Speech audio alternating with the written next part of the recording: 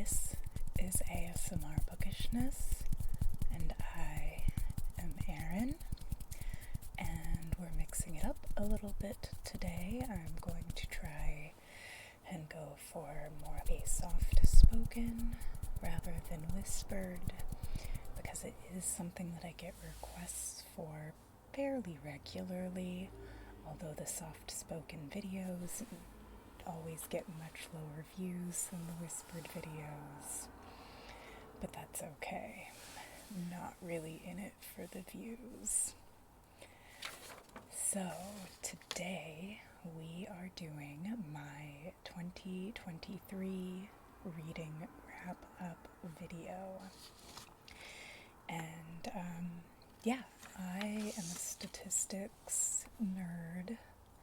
I like tracking all kinds of minutiae about what I read, because it's really important to me to read diversely, both in terms of authors, but also content, genre, all that jazz.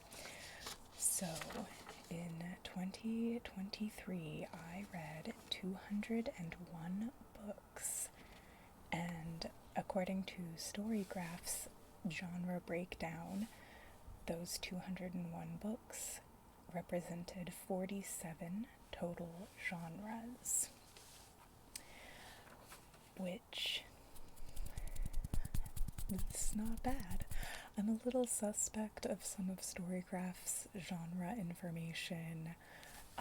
For example, it said my most read genre was fantasy, which, yes, absolutely. But my second most read genre was LGBTQ, which I would argue is not a genre, because you can find queer representation across a large number of genres. So I read 63 books that contained queer content, but that was across the genres of, fantasy, horror, science fiction, memoir, feminist critique, Nevertheless, Storygraph says that my second most read genre, LGBTQ. Third was science fiction with 29 books. Fourth was romance with 25. Fifth was memoir with 24. And sixth was horror with 23.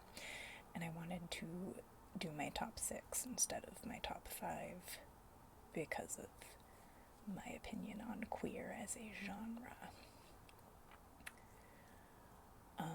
So in terms of diversity amongst authors, I am pleased to say that I read a book on every continent except Antarctica. I actually do have books written by people that visited Antarctica, but I don't have any that I haven't already read, so I didn't reread any of those this year. So I read 144 different authors. My Storygraph wrap-up says that 121 of those were new to me, which I feel pretty good about, because I am deliberately trying to find new things to keep me engaged.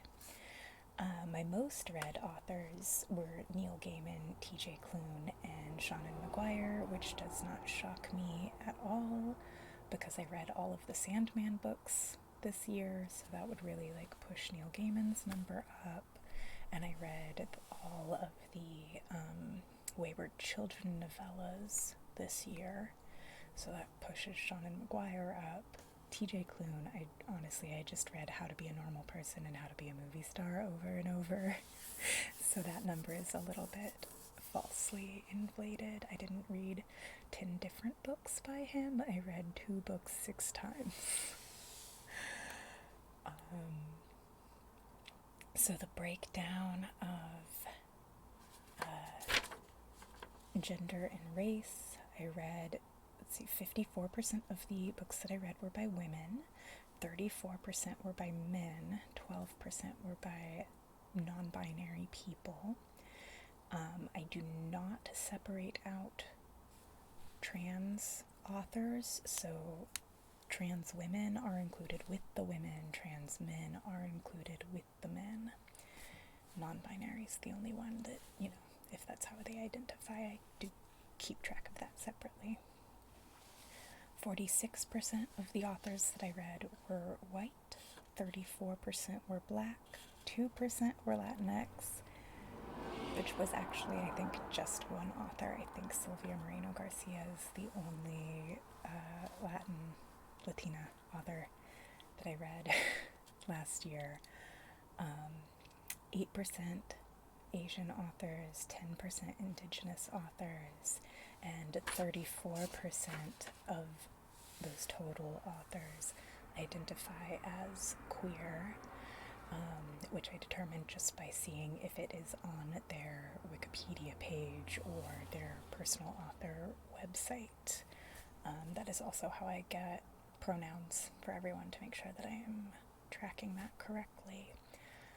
So if it's not on their Wikipedia page, I do not include it. I'm sure that y'all are aware of the controversy with the Own Voices idea that it is forcing authors out of the closet. We are not about that on this channel. If they want to stay in the closet, that is completely fine with them. I am not going to assume that because a book has queer content that the author is also queer, nor am I going to tell people that they should not include queer content if they are not queer. So, that's that. So the reason that I keep track of statistics like that is not because it actually has bearing in how I choose what books to read.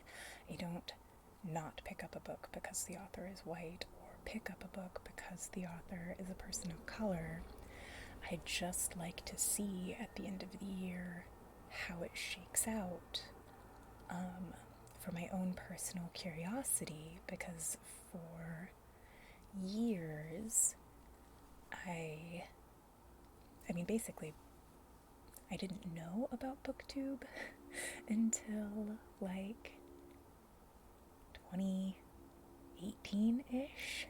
I am not a big internet user. It never occurred to me to go to YouTube for entertaining content.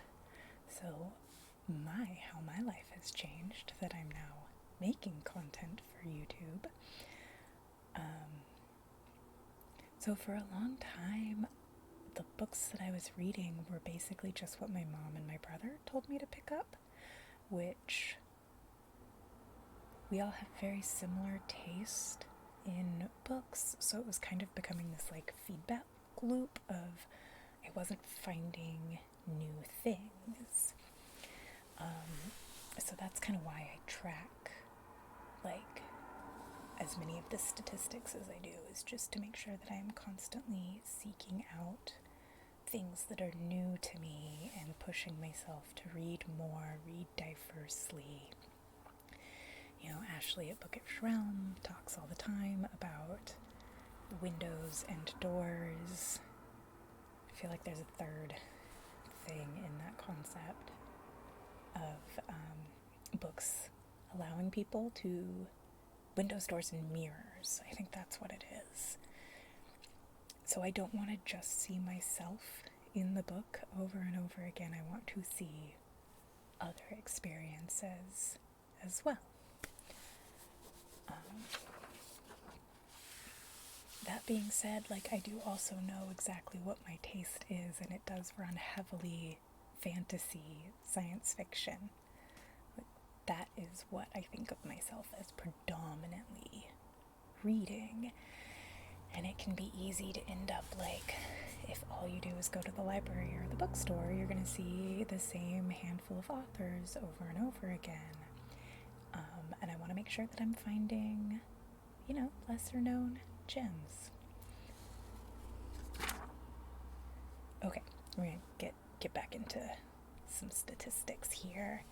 And after I finish up the statistics, I'm going to do some, top 10 fiction, top 5 nonfiction for the year. So if the statistics are totally boring to you, I'm sorry, just stick with me a little bit longer.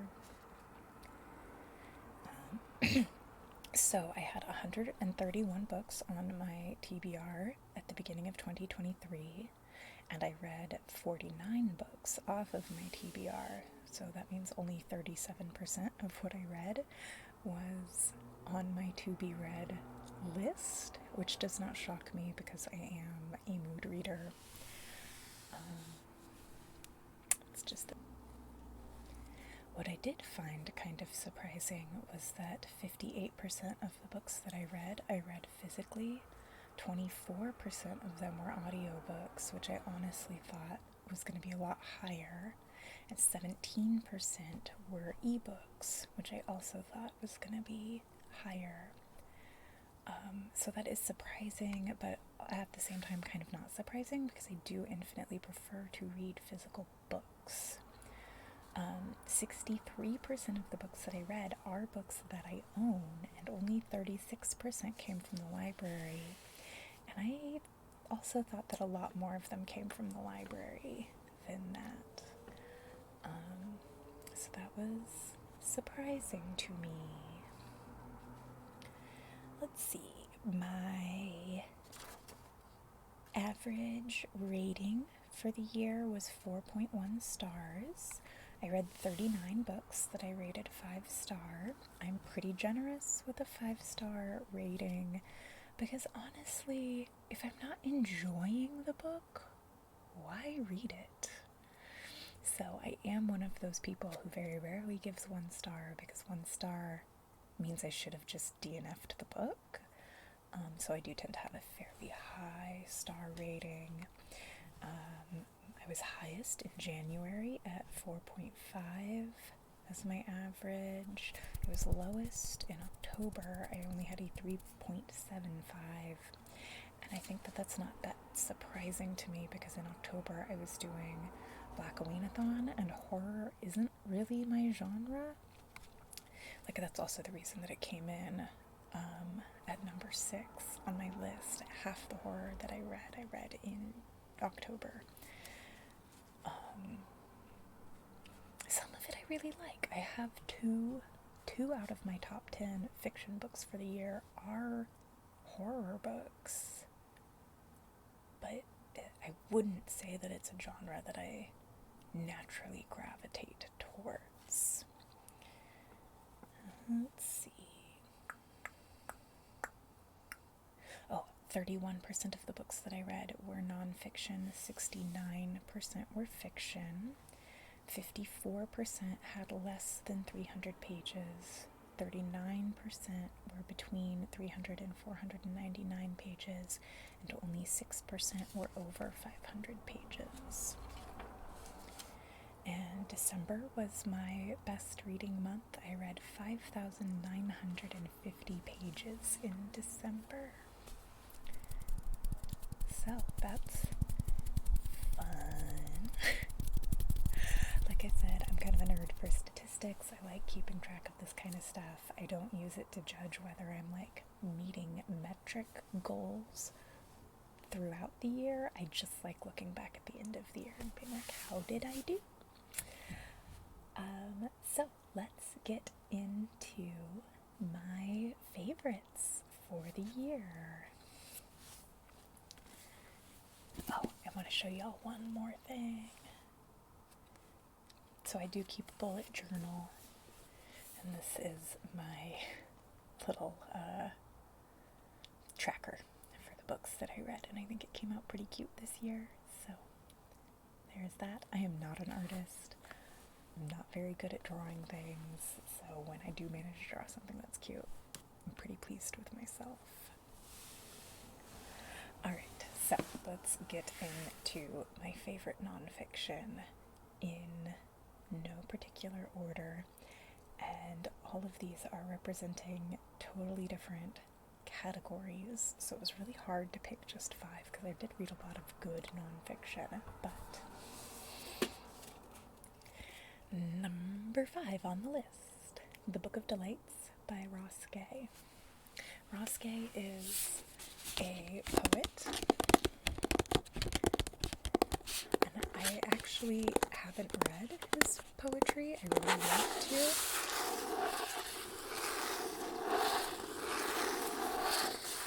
The Book of Delights was gifted to me by a friend for Christmas, and then it just took me a while to get around to reading it, and it is truly delightful. So he did a writing project where every day he wrote down something that delighted him. There aren't 365 things in here, so I think he just picked out like the best ones. So, like number 3, a flower in the curb. Number 20, oh no, that's number 28, pecans.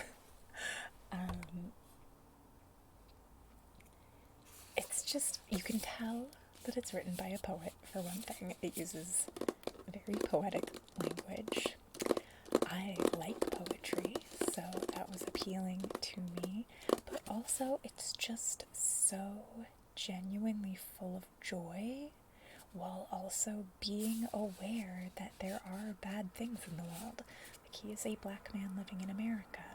He knows all of the things that can go wrong, and he is deliberately choosing joy instead, but not in a toxic positivity kind of way.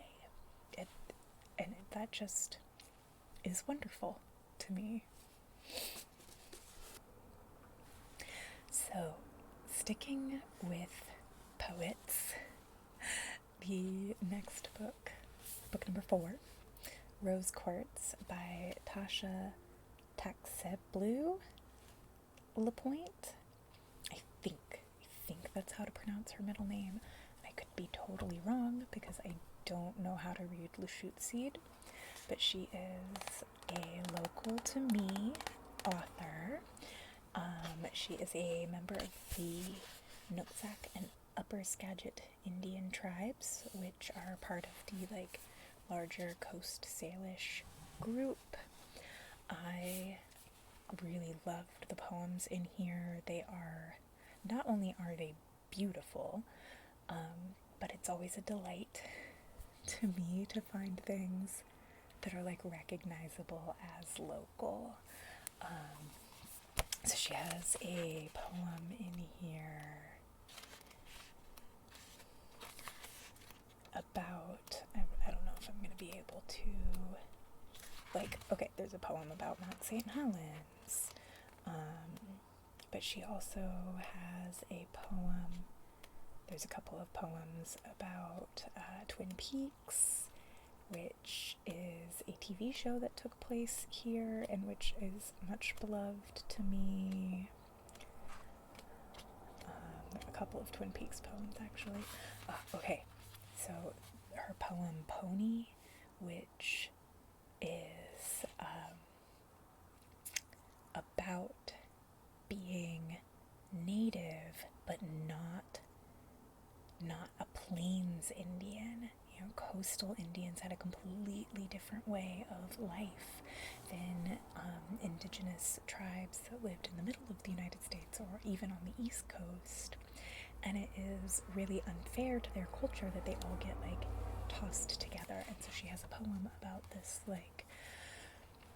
contradiction inside of herself of feeling not native enough because she doesn't have the stereotypical native accoutrement, which was something that I just it just got me. Yeah, I loved this book. It was absolutely wonderful. Okay, book number 3, Stamped from the Beginning by Ibram X. Kendi. So I do read a lot of books about race. Some of that is because I think that it is my duty as a white person, a white American, to do better than the people that have come before me, but also I do have a BA in gender and race. So it is just something that is interesting to me. It is something that I enjoy. I enjoy reading feminist books, books about race, books about gender, books about sexuality. All of that is something that I care enough about that I paid a lot of money to go to school to learn about it. So of all of the books about race that I have read, this is easily in the top 3. And I talked in my last video about the fact that, like, the 1619 project I thought was really good, but because I read this year also, and this one is just as close to perfection as it is possible to get, it kind of changed the way I felt about the 1619 project. So this is the one that I would recommend that everybody read. I would love to see this become required reading. The Definitive History of Racist Ideas in America. And this had to have been horrific to write.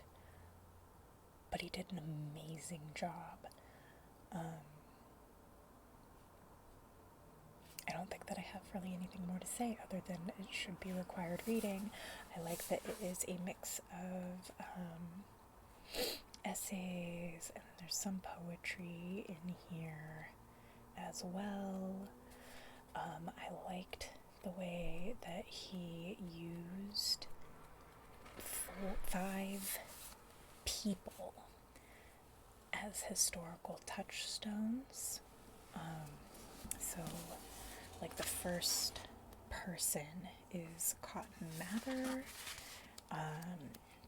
The last person is Angela Davis. There's just... Yeah, so Cotton Mather, Thomas Jefferson, William Lloyd Garrison, W.E.B. Du Bois, and Angela Davis.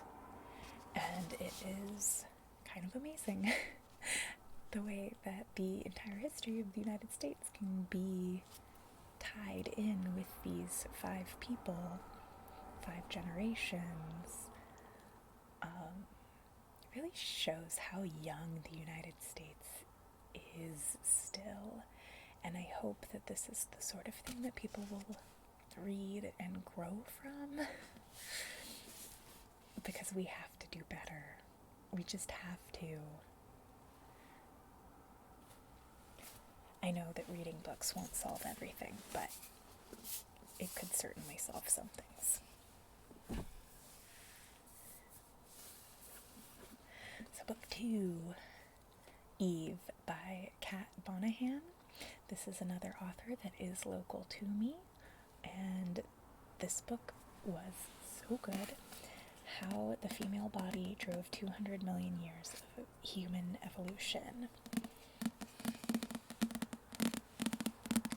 It might be more accurate to say mammalian evolution.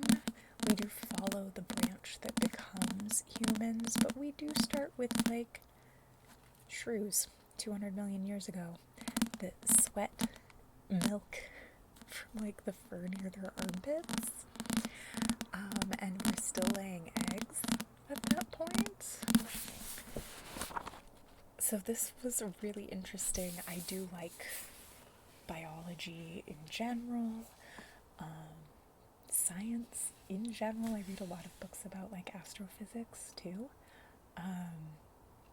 But this one was my favorite of the science books that I read this year. I thought that it was really well written. I loved the fact that it was trans-inclusive and a biology textbook. I think that that was really well done, because a lot of biology books like this just get immediately turfy. So this one does was not, and that made me happy. The writing style is accessible. You don't need to be a scientist to understand it. Like, I haven't taken a biology class since the 10th grade, which was 2000.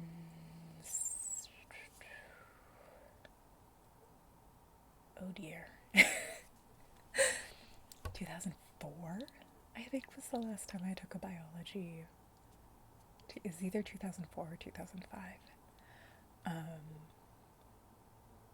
Yeah, so yes, you don't have to be an expert in biology. It is very accessible. It is well written. It is clearly well researched. Do not be intimidated by how chunky it is, because seriously,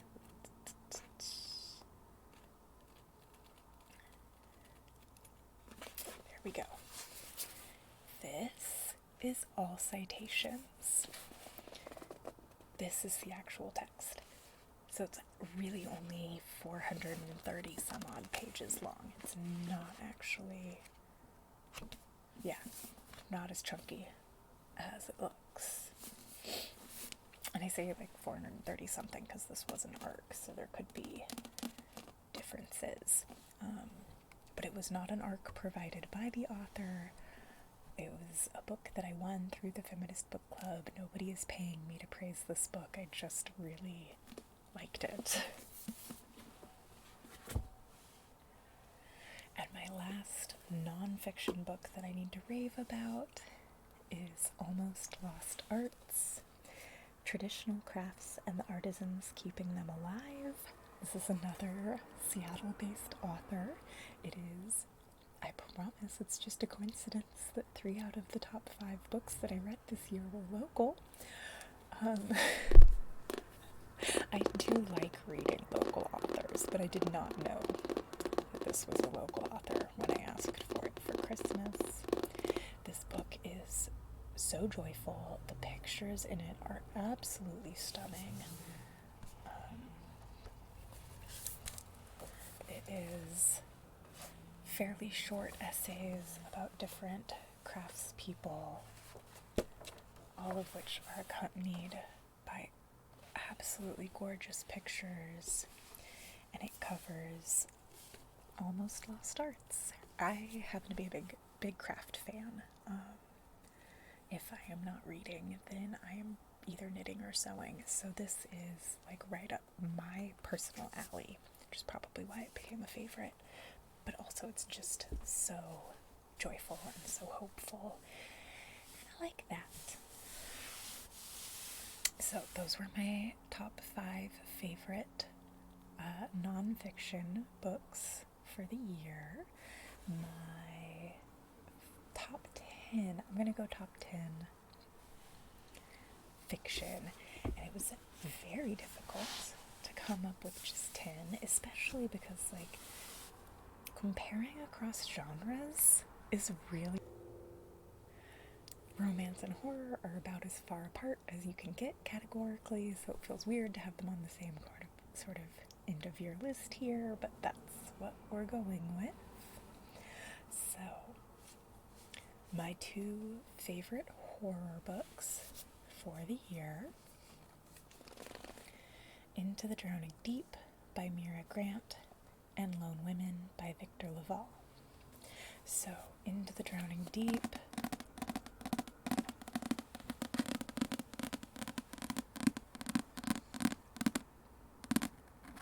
You know what I just realized all 10 of these books have in common is that they are all queer. I swear I did not do that on purpose. So, Into the Drowning Deep is a sapphic horror novel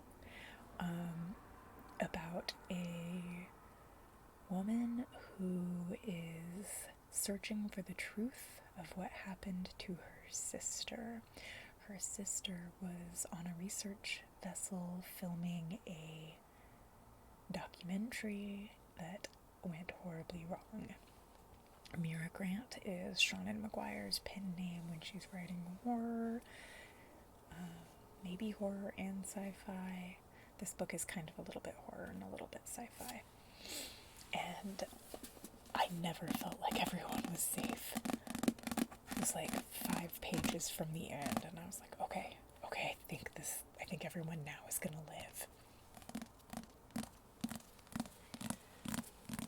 So it was truly a thrilling book that scared the pants off of me.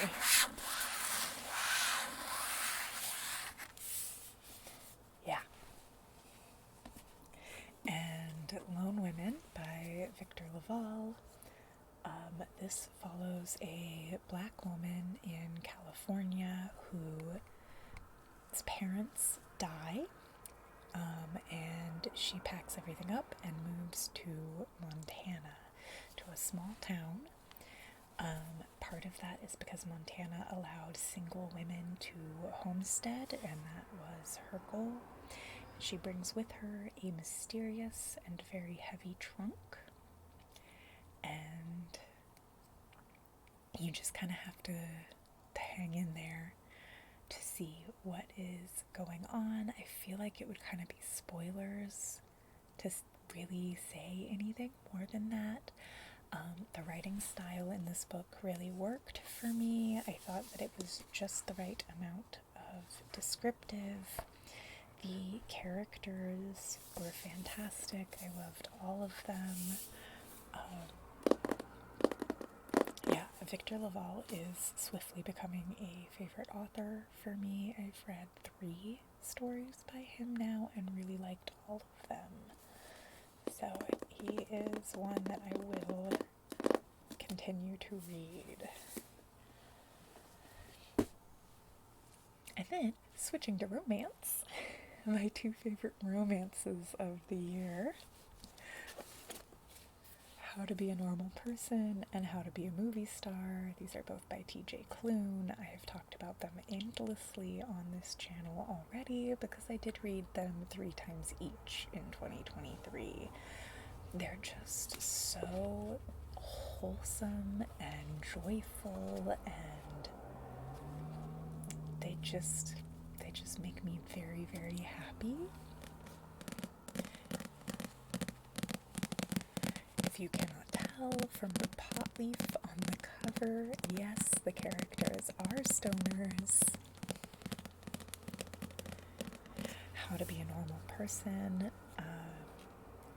is about Gustavo Tiberius. Gus is not normal, and he's okay with that, and then an asexual stoner hipster shows up in town, and now Gus has to figure out what he's gonna do about that. These both have ace rep. This one is ace, this one is demi, both queer. So this one is about Josiah Erickson. He wants to be a movie star. He meets Qbert, who is definitely based at least a little bit on Chuck Tingle.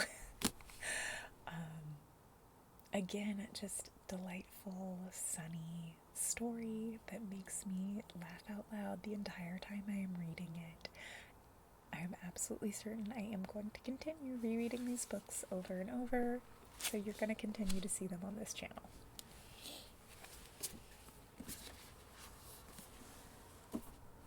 Okay, my favorite science fiction for the year.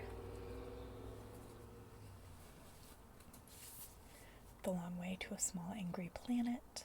This one was a reread this year, and then I finished the series as a bookmark in it because I'm trying to get my husband to read them, because he likes science fiction and I want him to read more. So The Long Way to a Small Angry Planet by Becky Chambers is the first book in... I don't even know what the name of the series is, but there's 4 books in the series.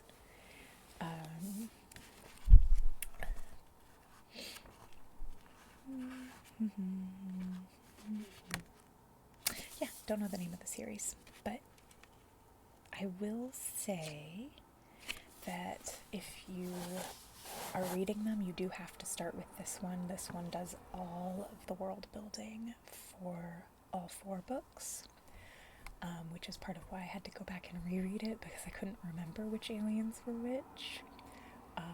So if you're going to read this, be prepared to read all of them in fairly short succession, or take notes on what the aliens are, because this is a mixture of humans and other alien species. It takes place in space. It's super fun, super cozy, very low stakes, just a really good time. Very optimistic. Like, there is an implied something apocalyptic happened on Earth. We never go into it, but humans are doing all right. So, and then the next one, in a totally the opposite direction, because this is also post-apocalyptic-y. It's not a real word. In the Lives of Puppets by T.J. Klune. I think this gets misshelved when people call it a fantasy book. I would say that this is solidly science fiction. It is a Pinocchio retelling. We have robots as our main characters and one human. This book is a little sad.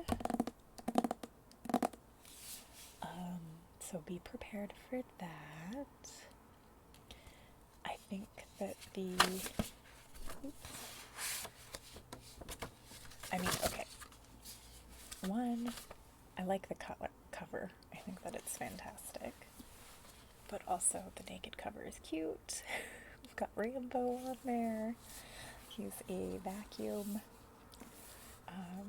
Just really beautiful pages here. And I did get mine signed by the author when I met him, so that was very exciting. That was probably my bookish highlight of the year.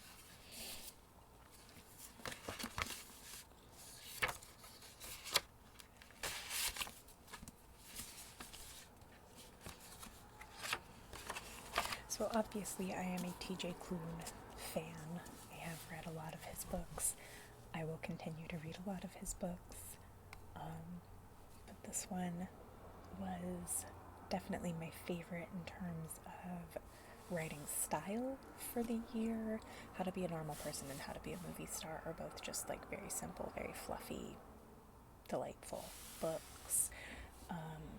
Some of his older works that I've been diving into are a little bit overwritten and a little bit angsty, whereas this one I think that he's really come into his own voice. The writing style flows well. It doesn't feel too long or too short. And the characters are all just absolutely wonderful. Alright, and then I have 3 fantasy to talk about. Siren Queen by Niveau. This is a pre-code Hollywood historical fiction, historical fantasy, I would say. One of the things that I love about this book is that it does not explain the magic system. It just tosses you in and expects you to figure it out. And that is something that I personally love in a book. I know that it is something that other people hate in a book. So in this, we are following our main character, Luli Wei, who wants to be a movie star. I guess maybe that was a little bit of a theme for my books this year too. So she is Chinese American, but she does put in her contract no maids, no funny talking, no fainting flowers. So she plays monsters.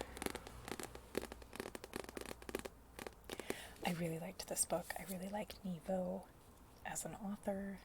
I've read a few of her books now. They all have been wonderful 5-star reads for me, but this is definitely my favorite of them.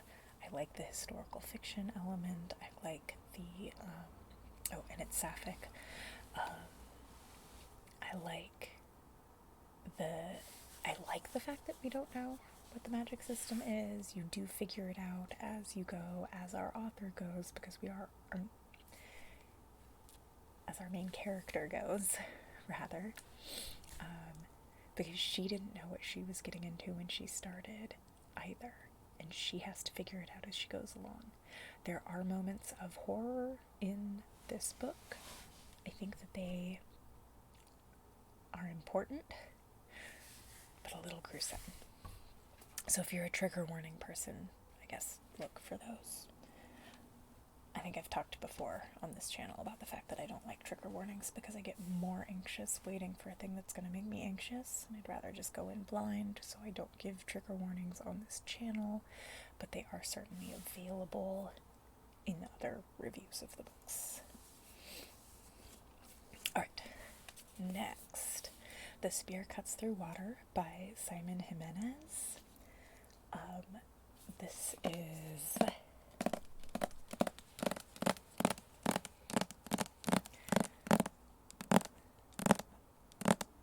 how do I even describe this book? So Simon Jimenez is Filipino-American. I think that he's drawing on Filipino mythology in this book.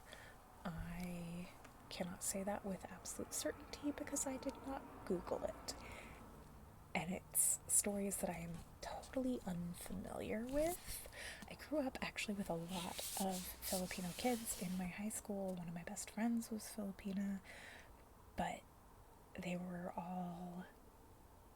parents were making the deliberate choice for them to be Americans.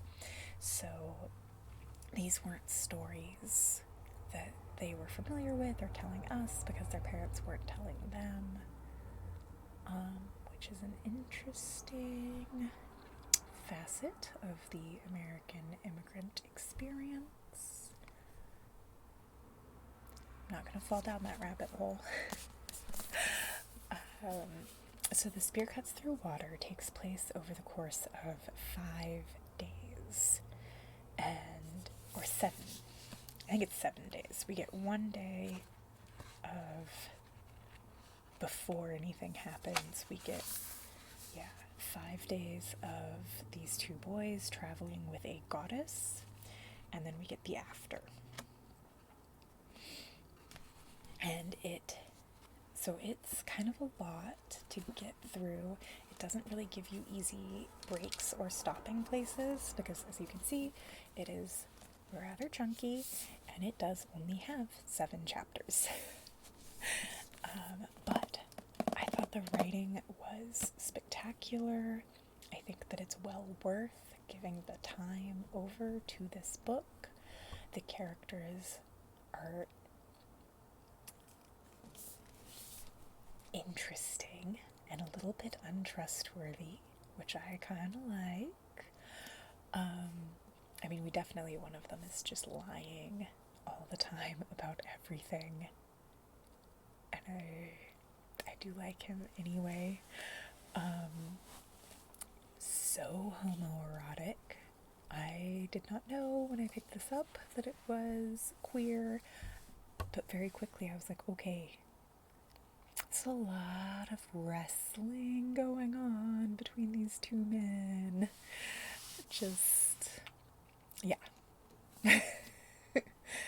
One of the most homoerotic, without being explicit, books that I think I've ever read. Also, just what a great cover. So I believe that this was Simon Jimenez's second book, and The Vanished Birds was actually on my TBR before I picked this one up, but this one sounded more interesting, and now I am really excited to get into The Vanished Birds because I did really like this book. And finally, on our fantasy list is No Gods, No Monsters by Cadwell Turnbull. This is the second book, actually, I think just came out or will be coming out very soon. So No Gods, No Monsters comes from an anarchist slogan, No Gods, No Masters. And the idea in this book is that people are finding out that monsters are real for the first time. We have a lot of sinister behind-the-scenes machinations going on. We've got secret societies that feel very at war with each other. It takes place, I think,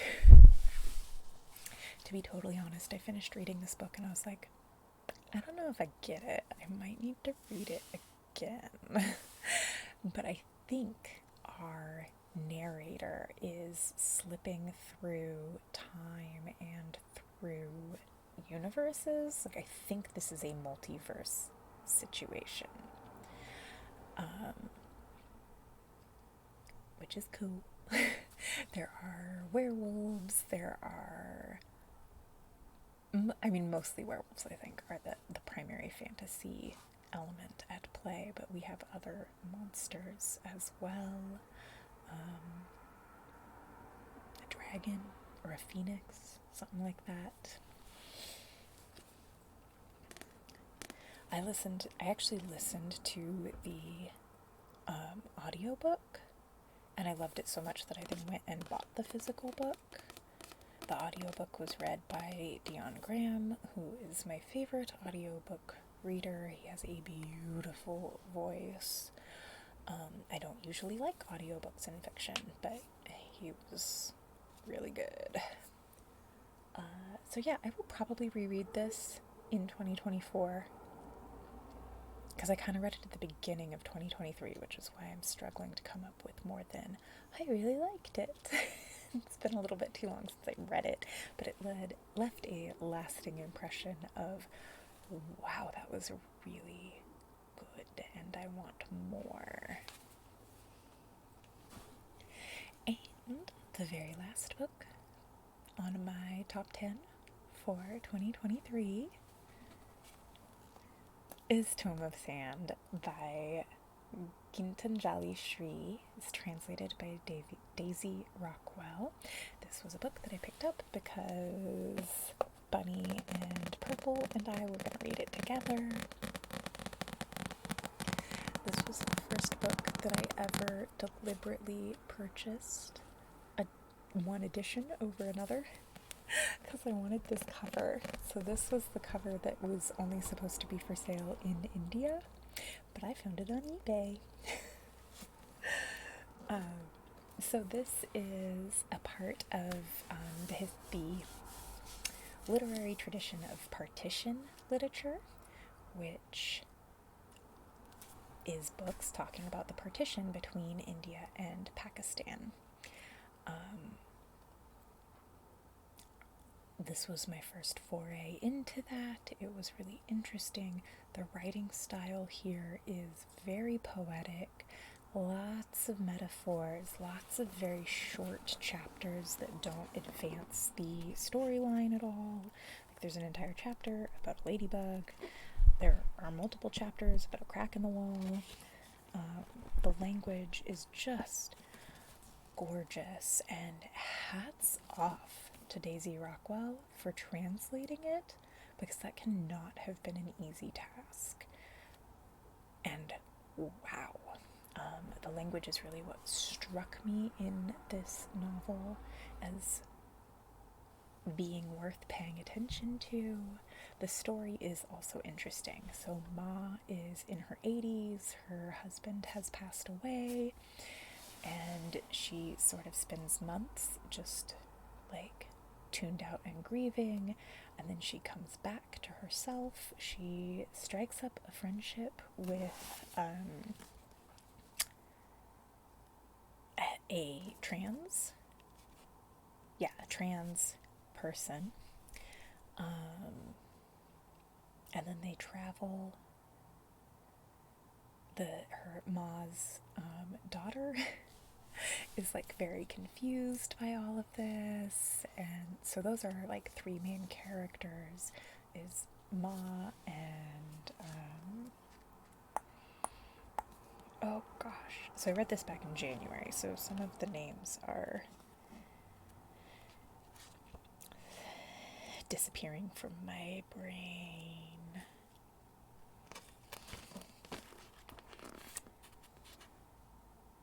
Rosie. Ma, Rosie, and Ma's daughter. Yeah. It was beautifully written. I'm super glad that I read it. It was like I simultaneously didn't want to put it down and didn't want to finish it. You know, one of those.